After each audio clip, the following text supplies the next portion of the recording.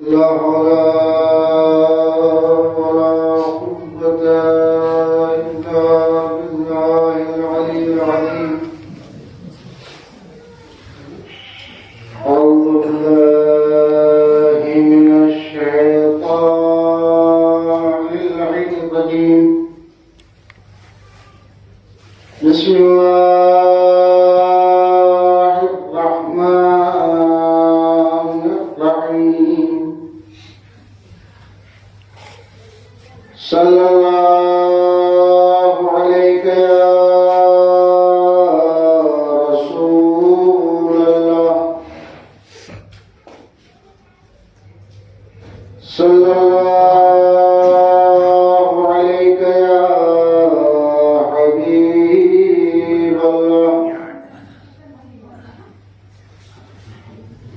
صلى الله عليك يا أمير المؤمنين علي بن أبي طالب. صلى الله عليك يا فاطمة. صلى الله عليك يا حسن المجتبى. صلى الله عليك يا أبا عبد الله الحسين. ثم الصلاة والسلام والتحية والإكرام على سيد الأصل الوجود، سير الله في كل موجود، نقطة دائرة الوجود، للغاية الحمد والمقام المحمود، مولا ومولا الثقلين جد الحسن والحسين أبي القاسم محمد. اللهم صل على محمد وآل محمد. الطيبين الطاهرين المعصومين المظلومين المنتجبين، ولعنة الله على أعدائهم أجمعين من يومنا هذا إلى قيام يوم الدين. أما بعد، بسم الله الرحمن الرحيم. إنا أعطيناك الكوثر فصل لربك وانحر، إن شانئك هو الأبتر. اللهم صل على محمد وآل محمد.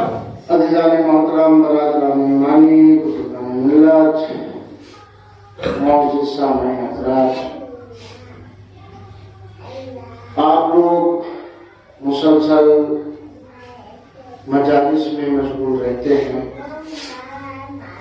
کبھی تسمہ کا نتیجہ، کسی کی برسی، اور بہت سے خطباء اور ذاکرین علماء کو سماعت کرتے رہتے ہیں.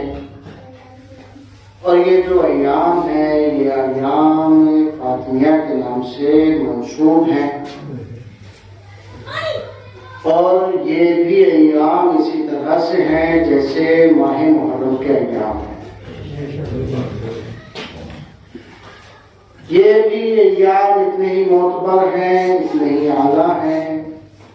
اسی لیے ہم نے اس سورہ کو اپنا عنوان قرار دیا ہے. اس کے معنی و مفاہیم سے آپ لوگ باخبر ہیں، کیونکہ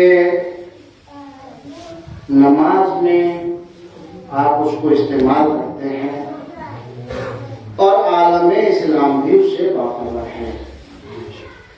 ایسا نہیں ہے کہ یہ مشہور سورہ نہ ہو اور اس کے معنی و مفاہیم سے لوگ ناآشنا ہوں، ایسا نہیں ہے. اس سے سب آشنا ہے.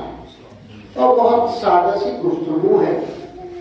اس سادہ سی گفتگو سے پہلے بس میں دو جو مراجع کرام کے اقوال ہیں ان کو پیش کروں گا آپ کی نگاہوں کے سامنے اور آپ کی سماعتوں کے حوالے. پھر انشاءاللہ کوشش کروں گا کہ کیا پڑھنا چاہیے اور کیا نہیں پڑھنا چاہیے. سب آپ پڑھ رہے ہیں.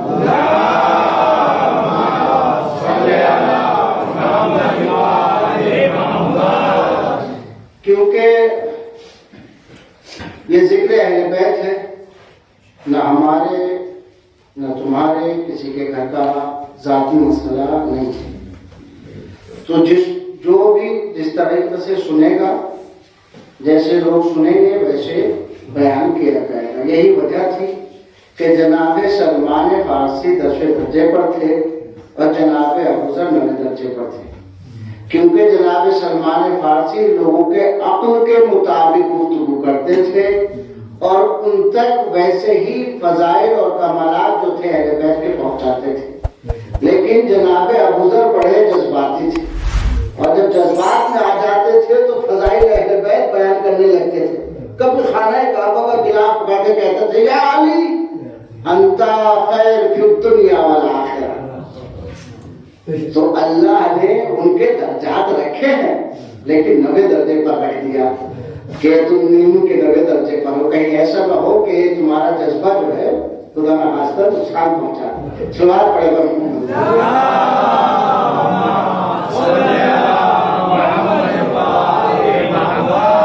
پہلا قول ہے سید آغا سید خامنائی صاحب رحمۃ اللہ علیہ کا، وہ کہتے ہیں کہ میں ایام فاطمیہ سے، پہلا جملہ آپ کی سماعتوں کے حوالے، کہ میں ایام فاطمیہ سے پورے ملک ایران کا رزق اٹھا لیتا ہوں۔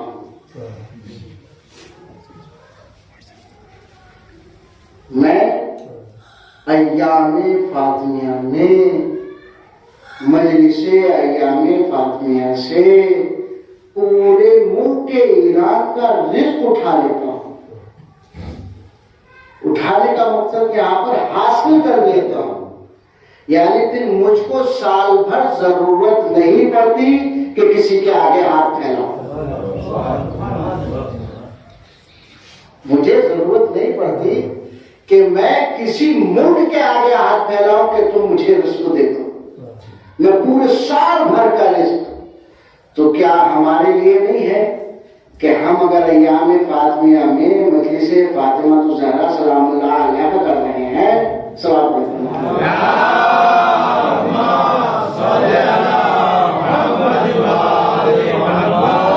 ان سے ایک قدم بڑھ کے کہتا ہوں کہ آپ نے پورے سال کا رزق اٹھایا ہے تو کیا ہمیں شہزادی کونین پوری زندگی رزق عطا نہیں کر سکتی؟ دوسرا آغائے بہجت کا جملہ ہے۔ آغائے بہجت یہ کلمات ابتدائی اور تمہیدی گفتگو ہے، اس کو تھوڑا سا اس لیے میں پڑھ رہا ہوں تاکہ لوگ آ جائیں جن کو آنا ہے، جو وابستگی رکھتے ہیں مجالس سے۔ کہتے ہیں آغائے بہجت رحمت اللہ علیہ، وہ کہتے ہیں اچھا یہ اشکال آپ لوگ نہ کرتے تھا کہ میں نے دونوں کے لیے رحمت کا استعمال کیوں کیا ہے۔ رحمت زندگی میں بھی ملتی ہے اور مرنے کے بعد بھی ملتی ہے۔ سوال پڑھ دے محمد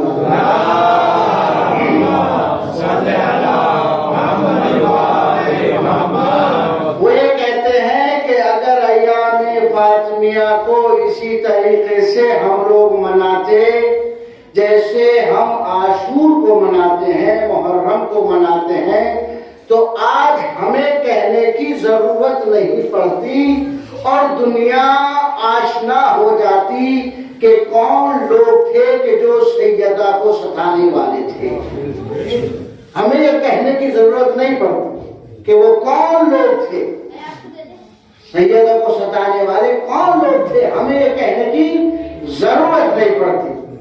اب میں ان سے ایک جملہ آگے بڑھ کے کہتا ہوں، استادی ہوگی کیونکہ وہ تو مرجع تھے اور عالم بہجت صاحب کے بارے میں عالم عرفان جانتا ہے، سارا زمانہ جانتا ہے کہ وہ علم عرفان رکھتے تھے، لیکن میں ان سے ایک قدم بڑھ کے کہتا ہوں کہ اگر ہم اس ایام کو اسی طریقے سے مناتے جیسے محرم منایا جاتا ہے، تو جیسے آج ساری کائنات یزید کے اوپر لعنت کرتی ہے تو آج بھی سیدہ کے قاتلوں پہ لعنت کھلے عام ہوا۔ تو بات کرے محمد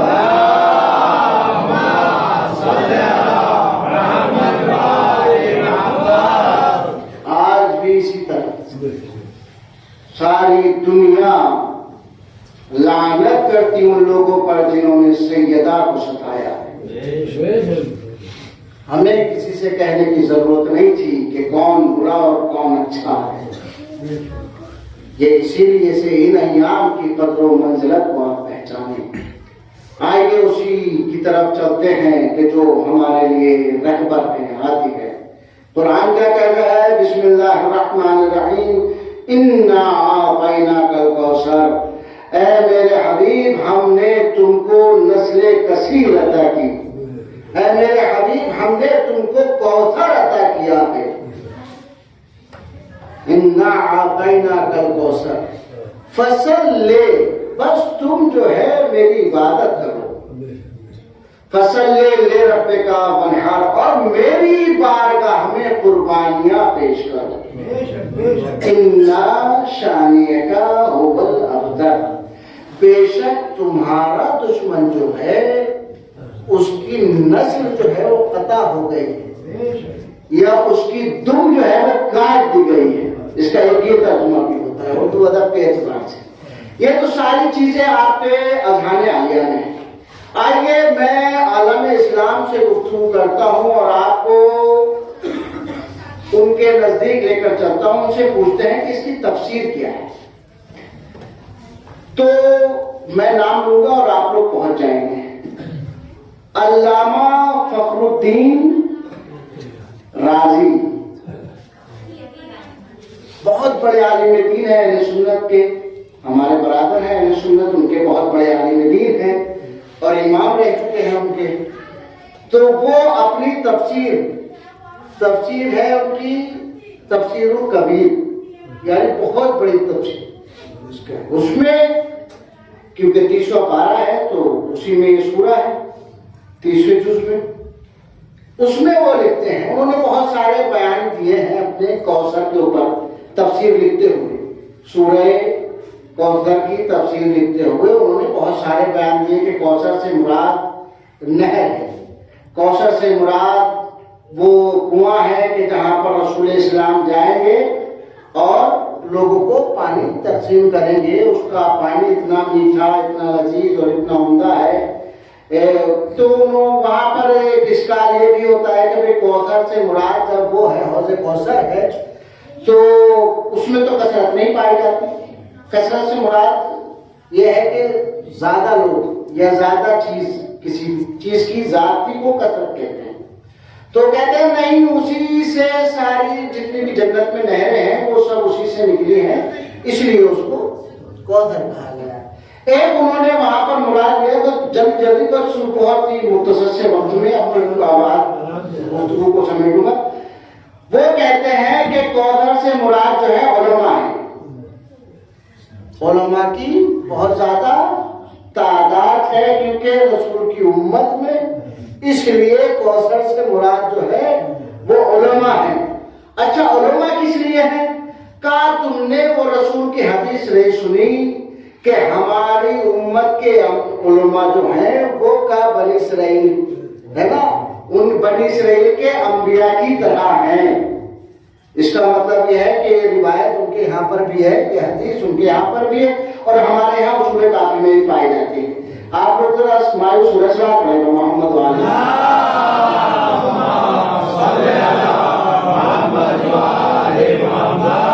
گھبرائے نہیں، میں کوئی ایسی بات نہیں پڑھوں گا کہ جس سے جو ہے کسی کی دل آزاری ہو. انشاءاللہ وہی پہنچاؤں گا کہ جو پہنچانے کا حق ہے. تو کیا ہے؟ کہتے ہیں کہ کوثر سے مراد علماء ہیں. علماء اچھا ہمارے یہاں پائے نہیں جاتے. آپ تھوڑی سی دیر رک جائیں اس چیز کے اوپر. یہ جو موبائل ہے یہ کون سا ہے موبائل آپ کا؟ یہ ریئلمی. اس کو کچھ اور بھی کہتے ہیں، شیومی کہتے ہیں. نہیں اسمارٹ فون ہے. ہاں اسمارٹ فون. تو جیسے یہ اسمارٹ ہے، اسمارٹ کیوں کہا جاتا ہے؟ کیونکہ جو پہلے بٹنوں والا فون تھا اس میں اتنے ایپس اور ایپ نہیں پائے جاتے جتنے اس کے اندر ہے نا، اس کو اس لیے اسمارٹ کہا جاتا ہے. تو اللہ نے اس کائنات میں 1,24,000 اسمارٹ انسان بھیجے جن کے مقابلے پر کوئی نہیں آ سکتا. ان کے مقابلے پر کوئی نہیں آ سکتا. تھوڑا سا سمجھ کے سنیے گا اس کو. اگر محنت لائق آ گئی تو میں اپنی بات گفتگو پلٹ دوں گا، یہ سوچ لیجیے گا۔ تو اللہ نے 1,24,000 کو، وہ حدیث یاد رکھیے گا کہ ہمارے امت کے علماء جو ہیں وہ بنی اسرائیل کے انبیاء کی طرح۔ کیا تھا بنی اسرائیل میں؟ جناب موسیٰ کلیم اللہ ہے، اولو العزم پیغمبروں میں سے ہے، سب سے یعنی بڑے رسولوں میں ہے، اسمارٹ میں بھی سب سے زیادہ اسمارٹ وہ ہے۔ ان کے پاس کیا تھی؟ کہا ان کے پاس ایک عصا تھا۔ اب جائیے قرآن کی تفسیر پڑھیے، ان کے پاس بس تھوڑا سا رک جائیے پھر انشاءاللہ شہزادی کے اوپر گفتگو ہوگی۔ ان کے پاس ایک عصا تھا، اس کو ضرورت پڑتی ہے ہاتھ ٹچ کرنے کی، لیکن وہ عصا ایسا تھا کہ ہاتھ ٹچ کرنے کی ضرورت نہیں تھی۔ ادھر جناب موسیٰ ارادہ کرتے تھے اور وہ کر دیتا تھا۔ میں توجہ چاہ رہا ہوں، ادھر جناب موسیٰ ارادہ کرتے تھے اور وہ کام کر دیا کرتا تھا۔ اگر جناب موسیٰ کو بھوک لگی ہے اور ان کا دل چاہ رہا ہے کہ وہ انار کھائے تو بس ان کے دل ادھر ارادہ پیدا ہوا، ادھر وہ عصا جو ہے وہ درخت بن گیا انار۔ آپ دیکھیے اسمارٹ نیوز کی کہ اب جیسے جناب موسیٰ چاہتے ہیں کہ چلیں سفر کر رہے ہیں، تھک گئے، اب یہی عصا جو ہے وہ پلین بن گیا۔ آپ اس کی اسمارٹ تو دیکھیے کتنا اسمارٹ تھا یہ سب، ہے نا؟ جناب موسیٰ جو چاہتے ہیں وہ اسے سچے کر لیتے ہیں، جو چاہتے ہیں وہ کر لیتے ہیں۔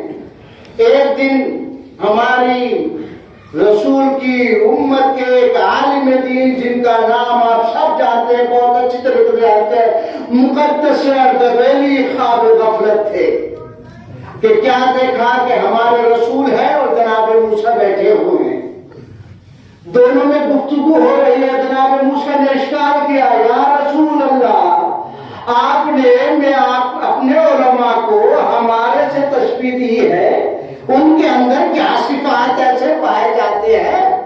تو بس رسول نے اشارہ کیا مقدس کی طرف کہ ایک موجود ہے، بات کر لو۔ سمجھتے ہیں نا؟ تو جگہ اگر بات صحیح لگے تو کچھ تو صحیح لائیے نا، سلام پیغمبر محمد۔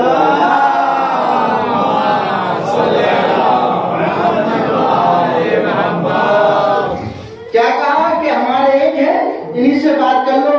اچھا جب جناب موسیٰ سے اللہ نے گفتگو کی تھی اور یہ پوچھا تھا اے موسیٰ تمہارے ہاتھ میں کیا ہے، تو جناب موسیٰ نے کہا یہ ایسا ہے، میں اس سے تکیہ کرتا ہوں، میں اس سے اپنی بھیڑوں کے لیے پتے بھی توڑتا ہوں، میں اسے اپنی بھیڑوں کے نزدیک چھوڑ دیتا ہوں، وہ ان کی نگہبانی بھی کرتا ہے، میں جو چاہتا ہوں اس سے وہ کر لیتا ہوں۔ لیکن ایک کمال اور دیکھیے کہ جناب موسیٰ جب پیاس لگتی تھی ارادہ کرتے تھے تو اس عصے سے پانی نہیں نکلتا تھا۔ یہ بات میری چھوٹ گئی تھی، میں اس کو مکمل کروں۔ عصے سے پانی نہیں نکلتا تھا۔ تو وجوہات تو بہت ساری ہوں گی، علماء جانتے ہیں اور بہت سارے رائٹرز جو ہیں وہ اس کو سمجھتے بھی ہوں گے، علماء مجتہدین مراجع کرام، لیکن جہاں تک میری فکر گئی وہ یہ ہے میرے استاد محترم کی، میری نہیں، میرے استاد محترم کی، وہ یہ ہے کہ پانی اس سے اس لیے جاری نہیں ہوتا تھا کیونکہ پانی ہے مہر فاطمہ۔ جب تک جناب موسیٰ اہل بیت کا وسیلہ نہیں دیتے تھے یہ پانی عطا نہیں کرتا تھا۔ سماج پڑھے محمد،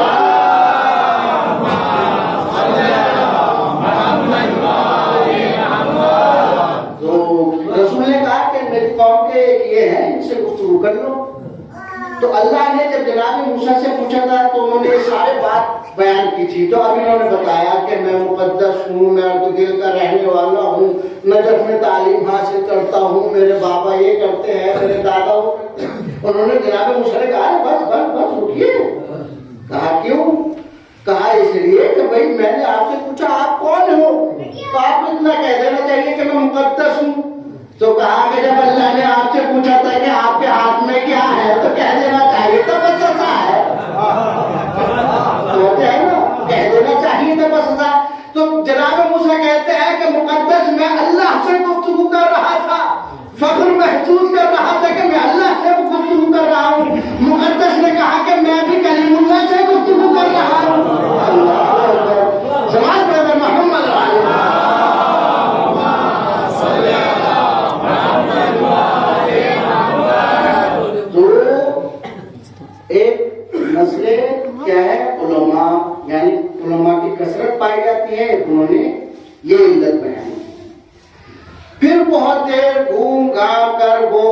یہ کہ نسل کثیر مراد ہے اس سے. کوثر سے کیا مراد ہے؟ نسل کثیر. اچھا جب یہ ساری گفتگو کر رہے تھے تو مجھے خیال آیا کہ میں آپ سے کہوں کہ مجھے پانی کی ضرورت ہے تو آپ یہ کہیں مولانا مائک تو ہے آپ کے سامنے, تو یہ آپ کو آتی ہے بات. میں آپ سے پانی مانگ رہا ہوں, آپ کہہ رہا ہوں مائک ہے. اللہ کہہ رہا ہے کہ میں نے کوثر عطا کیا, اور کوثر کس لیے عطا کیا؟ کیونکہ عرب کا ایک بدو, پہلے اس کی وہ سن لیجیے کہ کیوں آیا ہے سورہ, کیوں نازل ہوا, شان نزول کیا. عرب کا ایک بدو جب رسول اسلام کے چھوٹے شہزادے کی وفات ہو گئی اور رسول اسلام اس کو دفنا کر پلٹ رہے تھے, تو عرب کا ایک بدو بولا کہ اب گھبرانے کی ضرورت نہیں ہے, اب پریشان ہونے کی ضرورت نہیں ہے. کیوں؟ اس لیے کہ اب رسول کی نسل جو ہے وہ ختم ہو گئی, تو اب اسلام کا کوئی محافظ نہیں ہے, اسلام کو کوئی سنبھالنے والا نہیں ہے. بڑی توجہ چاہ رہا ہوں, اسلام کو کوئی سنبھالنے والا نہیں ہے. وہ یہ لوگوں سے کہہ رہا تھا جب جناب ابراہیم کی وہ وفات ہو گئی اور رسول اسلام دفن کر کے پلٹ رہے تھے, تو وہ لوگوں سے کہہ رہا تھا کہ لوگوں پریشان نہ ہونا, اے ابو جہل پریشان نہ ہونا, اے ابو لہب پریشان نہ ہونا, کیونکہ اب رسول کی نسل ختم ہو گئی, اب کوئی اسلام کو سنبھالنے والا نہیں ہے. تو ایک بات تو یہاں پر یہ آتی ہے کہ ٹھیک ہے, ہمیں تیری بات سے پتہ چل گیا کہ اسلام کو کوئی اور نہیں سنبھالتا, اولاد سنبھالتی ہے. اسلام کو کوئی اور نہیں سنبھالتا, اولاد سنبھالتی ہے. تو اس نے جب یہ کہا تو یہ اللہ نے سورہ نازل کیا, اللہ نے اس سورہ کو نازل کیا. اب وہ کہتے ہیں, راضی صاحب کہتے ہیں کہ اس سے بہت ساری مرادیں ہیں, اس سے بیر مراد ہے, اس سے یہ مراد ہے, اس سے وہ مراد ہے, الکوثر سے یہ مراد ہے. تو میرا بھی ان سے یہی سوال تھا کہ میں مان لیتا ہوں کہ اس سے یہ مراد ہے, لیکن ذرا آپ دوسری اور تیسری آیت پڑھیں کہ اس میں کیا کہہ رہا ہے اللہ, اے حبیب ہم نے تم کو کوثر عطا کیا, اب تمہیں چاہیے کہ تم میری عبادت کرو اور قربانیاں پیش کرو. لیکن تیسرے میں کہہ رہا ہے کہ تیسری آیت میں کہ ہم نے تمہارے دشمن کی نسل ختم کر دی. جب اللہ کا رسول کیا کہتے ہیں اس بات کو مان لے گا کہ مجھے کوثر عطا کیا, اگر اس سے پانی مراد لو گے, اس سے حوض کوثر مراد لو گے, تو پھر یہ تیسری آیت کہاں لے کر جاؤ؟ کوئی بھی عقل رکھنے والا انسان یہ کہے گا کہ یہاں پر تو نسل ختم ہو رہی ہے دشمن کی, اور پہلے کہہ رہے ہیں کہ اس سے مراد جو ہے وہ کوثر ہے, حوض کوثر ہے. یہ عقل میں آنے والی بات ہے کہیں سے؟ کوئی آنے والی. یہ اسی طرح سے ہے جیسے میں آپ سے پانی مانگوں اور آپ کہو کہ مائک حاضر ہے, یہ اسی طرح سے. تو وہ جب ساری اقوال کو اپنے محدثین کے سارے اقوال کو پیش کر چکے تو آخر میں کہتے ہیں کہ کوثر سے مراد کوئی اور نہیں ہے, نسل رسول ہے. اور کوثر سے مراد کہتے ہیں, وہ فخر الدین رازی کہتے ہیں کہ کوثر سے مراد نسل رسول میں سب سے اول جو ہے حضرت فاطمہ الزہرا سلام اللہ.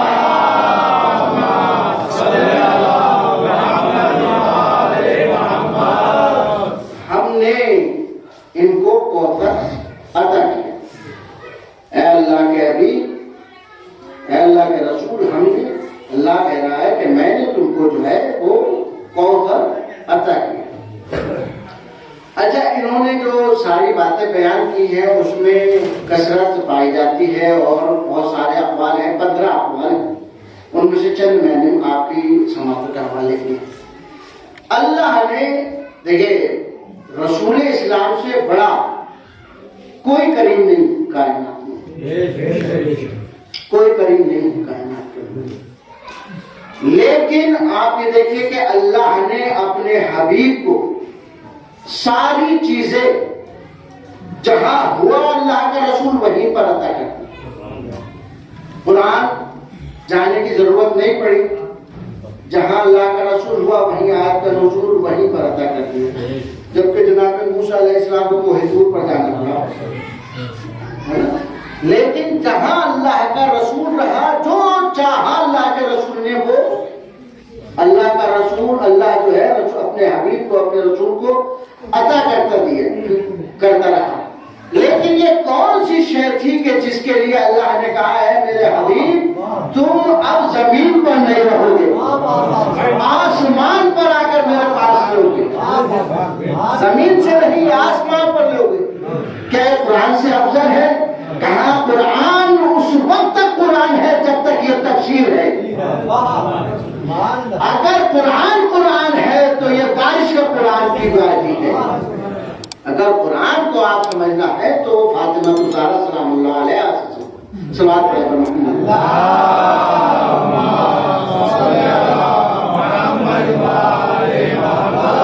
تو کوئی کریم ان سے بڑا نہیں ہے رسول اسلام سے۔ ایک کرم میں شہزادی کونین کا سناتا ہوں اور اس کے بعد انشاءاللہ اپنی گفتگو کو تمام کروں گا۔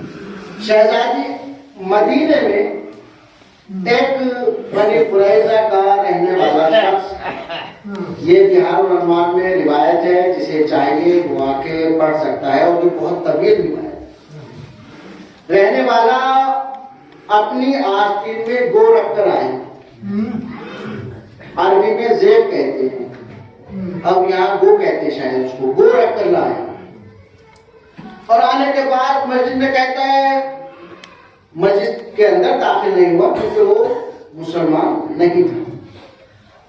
دروازے پہ کھڑے ہو کے کہتا ہے بہت بدتمیز، بہت بد اخلاق تھا، لیکن آپ کرم دیکھیے اہل بیت کا۔ سوال کریں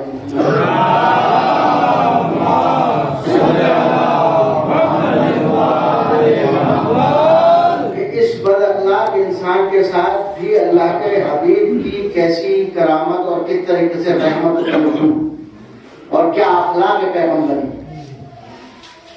آ کر گستاخی کرنے لگا اللہ کے رسول کی شان میں، وہ کہتا ہے کہ تو اللہ کا رسول بنتا ہے، تو یہ کہتا ہے نعوذ باللہ۔ یہ اسی طریقے سے ہے روایت۔ وہ تو پھر بھی بہت ادب سے کام کر رہا ہوں، لیکن اگر آپ روایت کے اگر کلمات کو سمجھیں گے عربی ادب کے تو اس میں بہت زیادہ مطلب بد اخلاقی ہے۔ کہ تو اپنے آپ کو یہ کہتا ہے اللہ کے رسول نے کہا کہ کیا تمہیں کوئی پریشانی ہے؟ تمہیں کوئی پریشانی ہے؟ تمہیں بھوک لگی ہے؟ تمہارے پاس سواری نہیں ہے؟ تم مسافر ہو؟ تمہارے پاس کھانے کے لیے نہیں ہے؟ کہتے ہیں نہیں میں سب نہیں جانتا، مجھے معلوم ہے کہ تم جو ہو وہ کیا کہتے ہیں جادوگر ہو، ہاں، اور تم لوگوں کو ایسے ہی اپنے جادو سے اپنی طرح مائل کر لیتے ہو، میں تمہاری بات میں نہیں آنے والا۔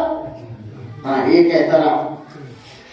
تو پھر اچانک سے بولتا ہے، یہ کہتے کہتے وہ یہ بولتا ہے کہ اچھا ہاں میں سمجھ، تم کہتے ہو دعویٰ کرتے ہو نا نبوت کا، اگر تم جادوگر نہیں ہو تو میرے پاس یہ گو ہے، اگر یہ گو گواہی دے دے گی تو میں مسلمان ہو جاؤں گا۔ دیکھیے قریب آئے گا۔ اب کیوں یہ جانتا تھا کہ جادو انسانوں پر ہو سکتا ہے، حیوانوں پر نہیں ہو سکتا، یہ جانتا تھا۔ اس نے کہا اگر یہ کو گواہی دے گی، یہ سے اگر گواہی دے گی تو میں مان جاؤں گا کہ تم اللہ کا رسول۔ بس اس نے اپنے آستین سے اس گو کو چھوڑا، وہ تھوڑی سی دوڑی تو اللہ کے رسول نے کہا کہ ادھر آؤ، ادھر آؤ۔ وہ پلٹی اور اس نے فصحا زبان میں، فصحا عربی میں جو کلام ہے جس میں قرآن ہے، ویسی فصحا عربی میں اس نے سلام کیا، اللہ کے رسول کو سلام کیا، اور سلام کرنے کے بعد کہتی ہے کہ میں جانتی ہوں تمہارے دادا کون تھے، تمہارے پردادا کون تھے، تمہارا شجرہ جو ہے وہ اجرام ابراہیم سے ملتا۔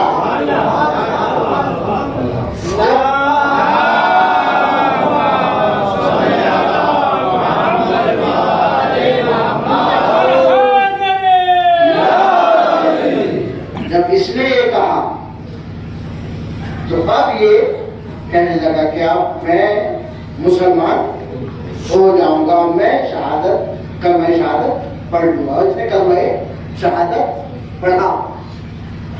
لیکن کلمہ شہادت پڑھنے کے بعد کہتا ہے یا رسول اللہ میں بھوکا ہوں، مجھے بھوک لگی ہے۔ تو رسول اسلام نے کہا کہ جو بھی اس کو کھانا کھلائے گا میں اس کو تقوی خیر کی دعوت دیتا ہوں۔ تقوی خیر کیا ہے معلوم ہے؟ یہ جو جب قبر میں انسان چلا جاتا ہے نا تو اس وقت جو انسان کے ساتھ ہوتا ہے وہ تقوی ہوتا ہے۔ تقوی یعنی جو اس کی نیکیاں ہوتی ہیں، نیک اعمال ہوتے ہیں، عبادات ہوتی ہے۔ ورنہ ہماری گنڈے والی نماز ہمیں بخشوائے گی کیا؟ جو ہمارے ساتھ ولایت اہل بیت ہوتی ہے، یہ ہے تقوی خیر۔ میں اس کے لیے تقوی خیر کی بشارت دیتا ہوں۔ بہت سارے لوگ پریشان ہو گئے، تقوی خیر کیا ہے؟ جناب سلمان فارسی فوراً کھڑے ہو گئے، رسول اللہ یہ تقوی خیر بتا دیجیے۔ یہ تقوی خیر مجھے پتا چلے تو میں اسی طریقے سے جنت حاصل کروں جیسے میں نے احد کے میدان میں حاصل کی تھی۔ کیونکہ لوگ تو بھاگے تو یہ بیٹھے بیٹھے حاصل کر لیے، تو میں ویسے ہی حاصل کروں۔ رسول اسلام نے بتایا کہ تقوی خیر یہ ہے۔ اب ان کے پاس کچھ نہیں تھا، کہاں سے کھلاؤں، کیا کروں؟ اب دیکھیں، آپ سوچیں، غور کریں کہ کسی بھی غریب کو، کسی بھی یتیم کو، کوئی بھی سائل اگر اس کو آپ کے پاس اگر نہیں بھی ہے تو اس کو کوئی ایسا در بتاؤ تاکہ اس در سے اس کو مل سکے، تو آپ کو بھی اتنا ہی ثواب ہوگا جتنا اس دینے والے کو ثواب ہوگا۔ اس میں بہت سارے ہدایات، بہت ساری تبلیغ پوشیدہ ہے۔ یہ جو واقعات ہیں ان میں بہت ساری تبلیغ پوشیدہ ہے۔ اگر ہم غور و فکر کریں تو بہت ساری ہدایت اس کے اندر پوشیدہ ہے۔ سوال پڑھے محمد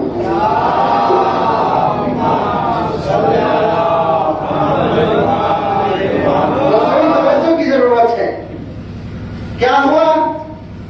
جناب سلمان کے پاس کچھ نہیں تھا، گئے اور ان ازواج کے پاس پہنچے جو ان کی ماں تھی، گئے تب کوئی بات کیا مجھے کچھ کھانے کے لیے چاہیے۔ سلمان نے بتایا ہمارے شوہر رسول ہیں، ہمارے گھر تو خود کچھ نہیں ہے۔ دوسرے کے یہاں پہنچے، تیسرے کے یہاں پہنچے، چوتھے کے یہاں پہنچے۔ یہ واقعہ بہت محنت سے ملتے ہیں، بہت محنت کرنی پڑتی ہے تب جا کے ہاتھ لگتے ہیں۔ سوال پڑے گا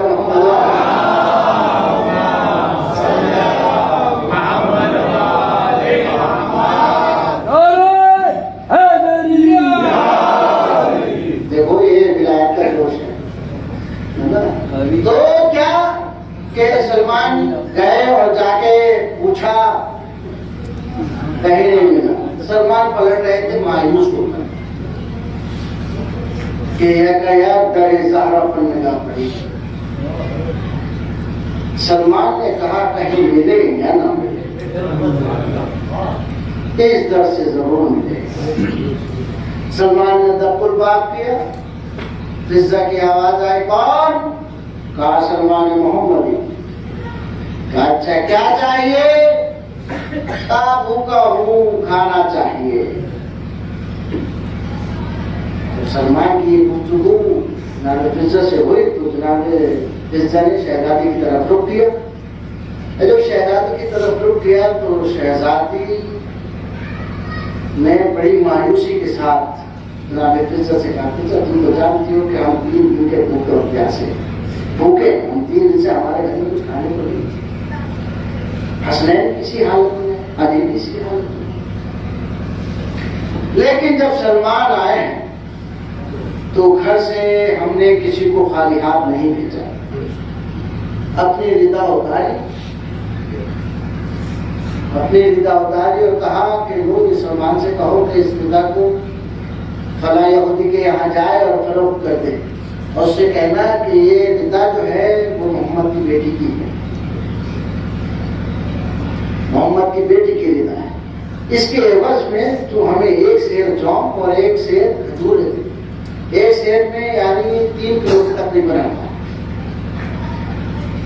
سلمان نے چادر لی، یہودی کے پاس پہنچے، کہا یہ اللہ کے رسول کی بیٹی کی ردا ہے، اس کے عوض میں انہوں نے کہا ہے کہ اس کو تو گروی رکھ لے۔ آپ نے واقعہ سنا ہے نا کہ ایک یہودی جو شہزادی کی ردا سے وہ مسلمان ہو گیا تھا، وہ یہی واقعہ ہے، پورا یہ ہے تفصیل ہے۔ سلمان پر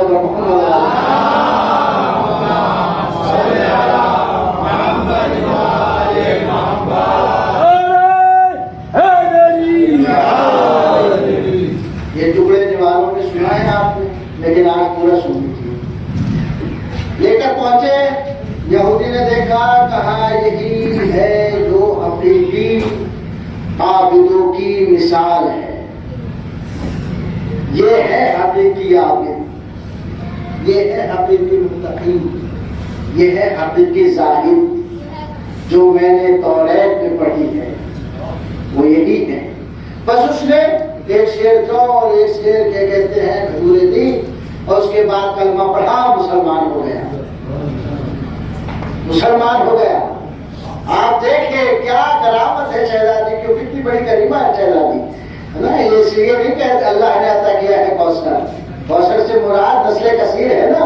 آپ دنیا میں دیکھیں کہ فیض شہزادی کی نسل آپ کو افریقہ کے ریگستان میں جنگلوں میں اولاد زہرا مل جائے گی، لیکن بنی امیہ کا کوئی ایک بھی فرد کا نہیں مل سکتا۔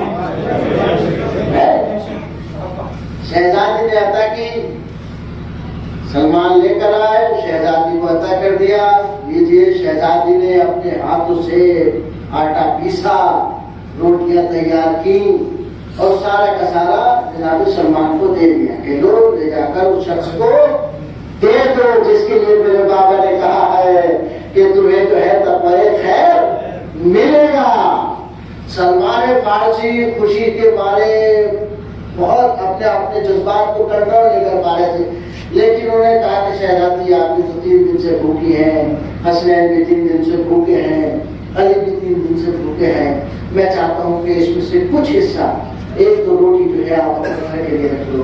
شہزادی نے کہا نہیں، جس کے نصیب میں جتنا ہوتا ہے اس کو اتنا ہی ملتا ہے، یہ اللہ نے اس کے نصیب کا لکھا ہوا تھا، اس میں سے میں اس کا حق نہیں ماننا چاہتا۔ اب جو بھی شہزادی کا چاہنے والا ہوگا وہ کسی کا حق نہیں مانے گا۔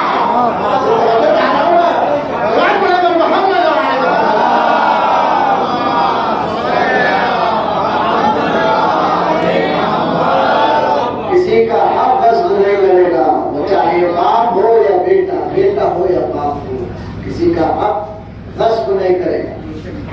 جناب سلمان لے کر پہنچے، دے دیا۔ اب رسول نے کہا کہ جو بھی اس کو سواری دے گا میں جنت میں اسے ناقہ دلواؤں گا۔ بھائی سب کا پروٹوکول ہوتا ہے نا، پی ایم آئے ہے نا، مسٹریٹ آئے، ڈی ایم آئے تو اپنی گاڑی سے جاتے، وی آئی پی گاڑی سے جاتے۔ رسول کہہ رہے ہیں کہ جو بھی اس کو یہاں پر دے گا سواری میں اس کو جنت میں ناقہ دوں گا، جنت میں ناقہ دوں گا۔ کوئی نہیں کہ سواری دے، بس جناب ابوذر کے سنیے، یا رسول اللہ میرے پاس کوئی عمدہ سواری تو ہے نہیں، لیکن کچھ گوڑی ہے میرے پاس، جس طرح کی آبا چلتی ہے عراق میں، عام لوگ بھی پہنتے ہیں، یہاں تو نہیں اپنے ہندوستان میں، یہاں تو صرف مولوی سے مخصوص ہے، لیکن وہاں عام لوگ بھی پہنتے ہیں۔ آپ جائیے عرب میں تو وہاں سب پہنتے ہیں۔ انہوں نے کہا یہ ہے میرے پاس، میں اسے بیچنے میں دیکھتا ہوں اگر کچھ مل جاتا ہے تو۔ بازار میں گئے اور جا کے کہنے لگے کہ علی کے چاہنے والے کی اگر کوئی یہ گودڑی خریدنا چاہتا ہے تو خرید لے۔ بس وہاں محبان اہل بیت موجود تھے، انہوں نے کہا آپ ادھر کتنے میں بیچو گے؟ کہا بس 1 اونٹ دے دو، بس 1 اونٹ دے دو اور یہ لے دو۔ چاہنے والے نے 1 اونٹ دیا، ادھر نے اپنی گودڑی دی اور لے کر آ گئے۔ یا رسول اللہ وعدہ وفا ہونا چاہیے۔ سلام ڈرائیور محمد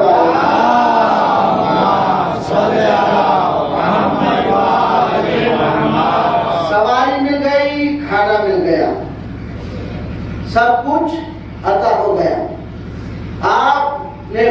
نہیں کیا، شہزادی کی کرامت کے اوپر، شہزادی کے کرم کے اوپر رسول سے زیادہ سخی کائنات میں کوئی نہیں، لیکن جو رسول کی ضرورت کو بھی پورا کرے اسے سیدہ کہتے ہیں۔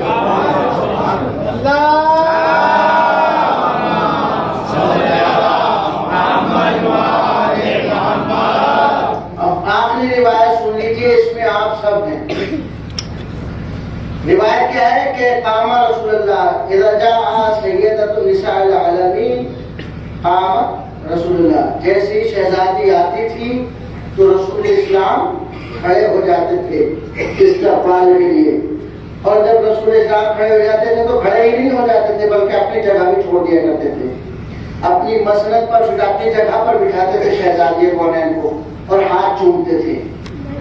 اب روایت سنیں بہار کی، جب محشر کا ایک ہنگام ہوگا اور محشر سجا ہوا ہوگا تو سارے انبیاء اور اوصیاء کے ممبر سجائے لگائے جائیں گے، اور سب سے بلند جو ہوگا ہمارے رسول کا ممبر ہوگا، اور اللہ کہے گا اکتب یا محمد، اے میرے حبیب تم خطبہ دو، تو اللہ کا رسول ایسا خطبہ دے گا کہ ایسا خطبہ کسی نبی نے دینا تو بہت دور کی بات سنا بھی نہیں ہوگا۔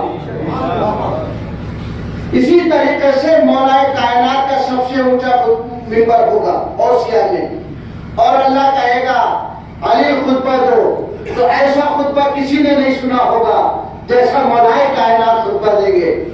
پھر اسی طریقے سے ایک ناکا جو جس کے 70,000 فرشتے آگے، 70,000 داہنی جانب، 70,000 بائیں جانب، اس ناکے پر شہزادی کونین حضرت فاطمہ الزہرا سلام اللہ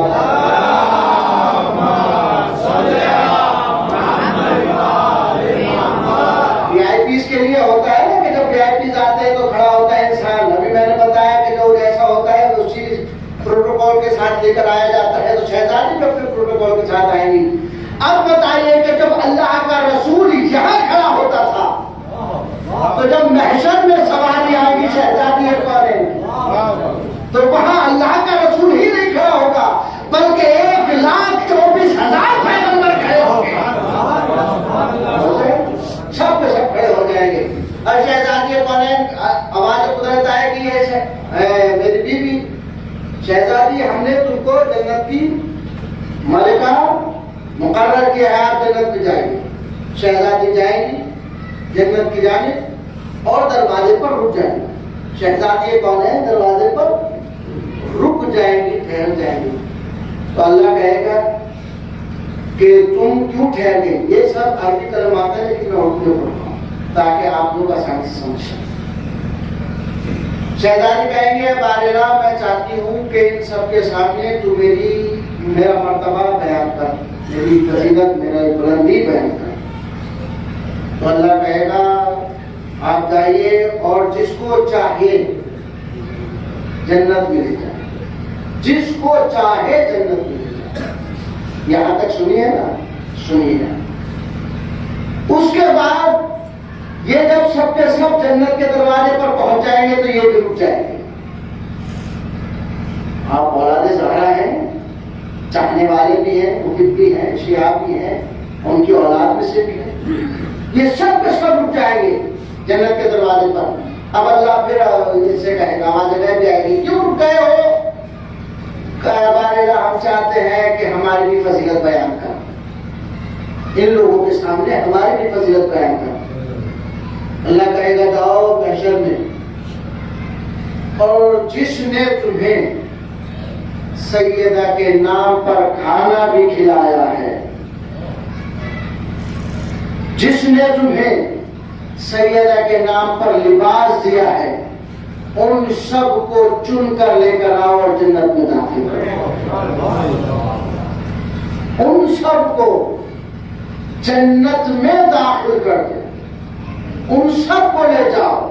اب بتائیے کہ ہماری نمازیں ہمارے کام آئیں گی؟ ہمارے روزے ہمارے کام آئیں گے؟ کیونکہ دن بھر میں تو اتنی غیبتیں کرتے ہیں، ہمارے پاس رہا ہی کیا ہے؟ اگر ہمارے پاس حب حب سیدہ اگر نہیں ہوتی تو ہم بھی دوسروں کی طرح جہنم میں دھکیل دیے جاتے. تو ہمیں جو بچایا ہے وہ محبت فاطمہ الزہرا سلام اللہ علیہ نے بچایا.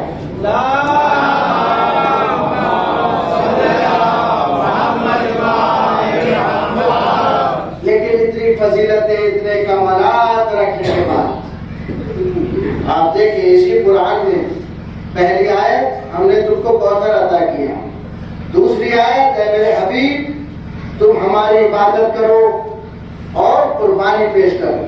تو اللہ کا رسول سجدے کی حالت میں ہے کہ ایک ننھا سا بچہ چلتا ہوا آیا اور پشت رسالت پر آ کر بیٹھ گیا. 70 مرتبہ رسول نے کہا سبحان ربی الاعلی و بحمدہ. 70 مرتبہ. اسی وقت امام حسین نے کہا نانا تم نے میری وجہ سے سبحان ربی الاعلی و بحمدہ 70 مرتبہ کہا ہے. عبادت تم کر رہے ہو, قربانی میں نہیں. یہ قربانی میں عطا کروں گا. دادا آپ جتنی تحویل کرتے چلے جائیے اتنے سر میں اسلام کے دامن میں ڈال دوں گا. بس میں اب اپنی منزل کی طرف آ گیا کیونکہ یہ جو شب ہے یہ شہادت کی شب ہے اور مصائب کو رلانے کا نام نہیں ہے, مصائب پر لینے کا نام نہیں ہے, مصائب تصور کا نام ہے. آپ کو معلوم ہے کہ جب تک سیدہ پر لوگ لکڑیاں لے کر آ گئے اور آگ لے کر آ گئے اور کہا سیدہ سے کہ باہر نکالو ابو الحسن کو ورنہ ہم گھر میں آگ لگا دیں گے. تو میری شہزادی نے بڑے آہستہ سے کہا کیا تم اس گھر کو آگ لگا دو گے؟ ارے جس گھر میں رسول کے چھوٹے چھوٹے نواسے رہتے ہیں. اجرکم اللہ خیر جزا. کیا تم اس گھر میں آگ لگا دو گے کہ جس میں رسول کے نواسے رہتے ہیں؟ کہا ہاں ہم اس گھر میں آگ لگا دیں گے. اور ان ظالموں نے شہزادی کے در میں آگ لگا دی اور ایک نے ایسی لات ماری شہزادی دروازے سے کچھ فاصلے پر تھی.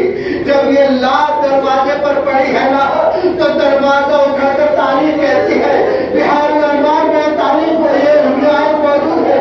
دروازہ اٹھا کر شہزادی کے سینے پر آ کر لگا. شہزادی دیوار سے چپک گئی. در دیوار دروازے کے درمیان شہزادی ہے کہ اس میں ایک کیل ہے کہ جو شہزادی کی پسلیوں کو توڑتی ہوئی شکار میں محسن کی شہادت ہو گئی. شہزادی نے کہا سنا ارے میرے محسن کی خیر ہو. اللہ اجرکم اللہ خیر جزا. اور بات کاش ماں میرے بچے کی خیر ہو. ارے میرا محسن شہید ہو گیا. اب روایت کہتی ہے سن لے ذرا آسانی سے آرام لے کر کے یہ کرے. یہ وہ شہزادی ہے آپ نے دیکھا ہے کہ 18 سال کی عمر کیا ہوتی ہے, لیکن یہ وہ شہزادی ہے کہ جو 18 سال کی عمر میں جس کے سر کے بال سے پیر چل گئے, گھر کے آنگن میں بھی چلتی ہے, تاسے کا سہارا لے کر چلتی ہے. لیکن ارباب آزاد جب ظالموں نے علی کے گلے میں رسی کا پھندا ڈالا تھا اور علی کو لے کر چلے, شہزادی نے اپنی پوری قوت کو سمیٹا.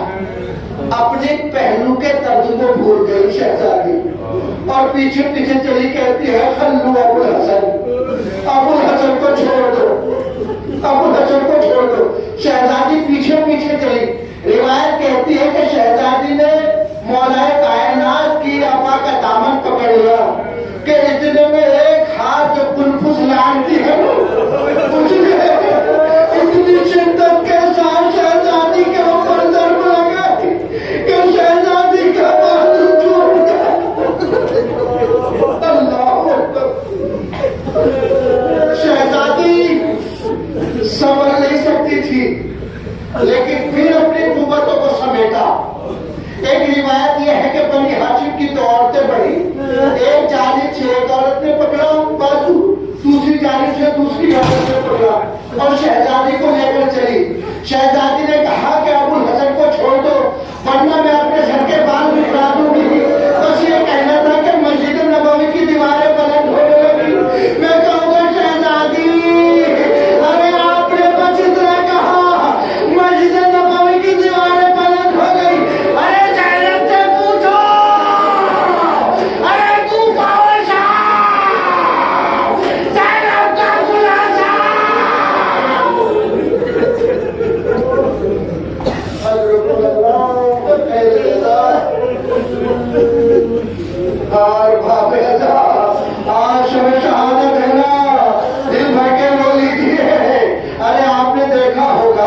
کہ جب کسی کا جنازہ گھر سے نکلتا ہے نا تو لوگ بہت بلند آواز سے گریا کرتے ہیں، بہت بلند سے روتے ہیں، بہت اونچی آوازوں سے گریا کرتے ہیں، بالخصوص بیٹیاں ہو یا بیٹے ہو بہت بلند سے روتے ہیں، ان کی آوازیں بہت بلند ہو جاتی ہے جب جنازہ گھر سے رخصت ہوتا ہے۔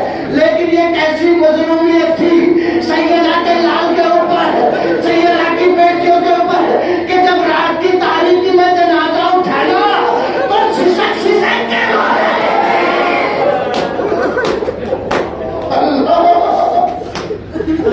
سسک سسک کے رو رہے تھے۔ میں کہوں گا اے شہزادی، ارے یہ کوفہ یہ مدینہ ہے، کربلا تو نہیں ہے۔ ارے کربلا میں جب سکینہ روئی ہے نا تماچے لگے۔ اللہ بس شہزادی کا وقت شہادت قریب آیا، مولا کائنات کو ساری وصیتیں کی، ابو الحسن میرے جنازے میں کوئی نہ آئے، مجھے غسل تم دینا، مجھے کفن تم پہنا، مجھے رات کی تاریکی میں دفن کرنا۔ شہزادی نے کس لیے کہہ رہی ہو؟ کہا دیکھتے نہیں میرا والی و وارث تنہا ہے، یہ کوفی ہے لوگ دشمن علی ہے، نہ جانے کب علی کو شہید کر دے، میں اس لیے کہہ رہی ہوں۔ اور باب ازاں شہزادی کی شہادت آپ نے سنی ہے نا، سن رکھی ہے، میں نہیں پڑھوں گا شہزادی کی شہادت، کل جو خطیب پڑھے گا نا وہ پڑھے گا پوری شہادت۔ بس شہزادی کو جب غسل دیا ہے نا علی نے تو دو تاریخ میں دو واقعے ایسے ملتے ہیں کہ جو چیخ ماری ہے جہاں پر صابرین نے، ان سے بڑا صابر کوئی نہیں ہے۔ پہلے مولا کائنات ہے کہ جب شہزادی کو غسل دے رہے ہو بلند آواز سے چیخ مار کر فاتح خیبر رویا۔ علی جیسا صابری بات چیخ مار کر رویا۔ جب شہزادی کو غسل دے کر مولا کائنات اور دفن کر کے پڑھتے ہیں تو سلمان نے پوچھا مولا آپ تو بہت صابر ہو، آپ تو بہت بہادر ہو، یہ چیخ مار کر روئے کیا ہو؟ ماں نے فرمایا سلمان تو نہیں جانتا، ارے میری بیوی کے پہلو شکستہ تھا، پسلیاں ٹوٹی ہوئی تھی، لیکن کبھی فاطمہ نے مجھ سے نہیں کہا علی میری پسلیاں ٹوٹی ہے۔ اللہ اکبر، یہ پہلا منظر ہے تاریخ کا جس پر صابر امام طرف کر رویا۔ دوسرا منظر ہے شام کے قید خانے کا، جس نے اپنے باپ کا کٹا ہوا سر دیکھا لیکن رویا نہیں، سینے میں علی اکبر کے جواب بھائی کے برچھی دیکھی لیکن رویا نہیں، کچھ دہائے کربلا پر، کربلا کی سرزمین پر سب کے لاشیں دیکھے لیکن صبر کیا۔ قید خانے شام میں جب غسالہ غسل دے رہی تھی شہزادی سکینہ کو چیخ ماری، میرا بیمار امام اٹھا، زنجیروں کو سنبھالے ہوئے، اپنی ہتھکڑیوں کو سنبھالے ہوئے غسالہ کے پاس پہنچا، یہ بتا تو روئی کیوں؟ اللہ اکبر، میں بس بیان کر سکوں، سن رہو، یہ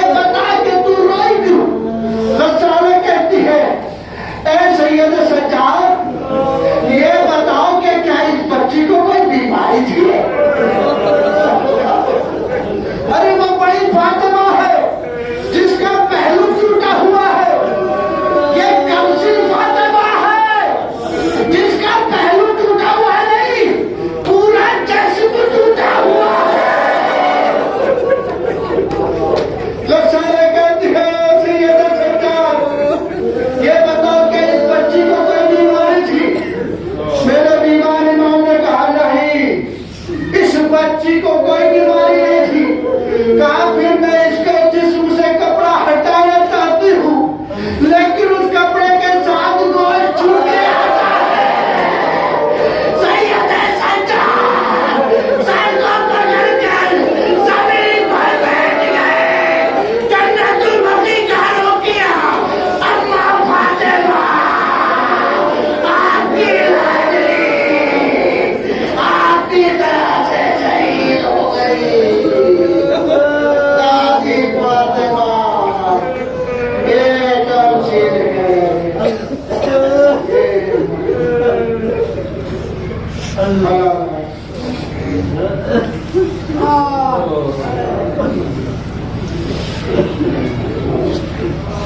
ہمارے آپ کے واسطہ ہے ہار کا، یہ واسطہ ہے شہزادی کونین کا، ہماری اس مختصر عبادت کو قبول فرما، ہمارے گناہان کبیرہ و صغیر کو بخش دے، علماء اعظام کا سایہ ہمارے سروں پر قائم و دائم رہے۔